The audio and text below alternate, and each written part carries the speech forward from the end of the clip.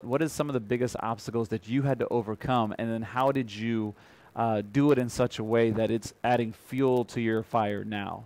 Yeah. I years ago I was addicted to drugs real bad. Um and I think it was probably I can't put a number, but it was years ago I was addicted to drugs. Um Me and my wife, we had our son before we had, got married, and then we got married. But I was addicted to some stuff, y'all. And I Mm. remember, you know, I knew what I was doing was not right because I grew up in a church. I'm a pastor's kid.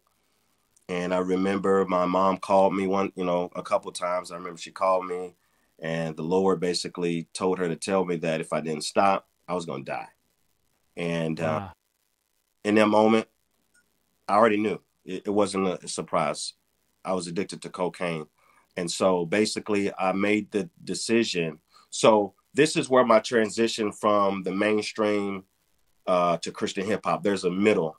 I basically left music completely to never do it again, never, and go into full time ministry, which is what I did. Me and my wife got into children's ministry um, in Dallas, and then God was like, "Hey, I want you to go back into to music, but I want you to do Christian hip hop." And the very first Christian artist I ever worked with was Dayton, and Hey, Dayton, what's uh, up? Yeah. that's my dog, man. And yeah, so that was a huge obstacle of itself. And I don't think I've told anybody this. People have heard my testimony, but this is the part that got crazy. So when God said I was going to die, he literally meant death. Because Mm. shortly after, li- literally shortly after, because I lived in Dallas, fentanyl, or fentanyl, however you ever say it, fentanyl Yeah, yeah. got introduced and people started dying left, right.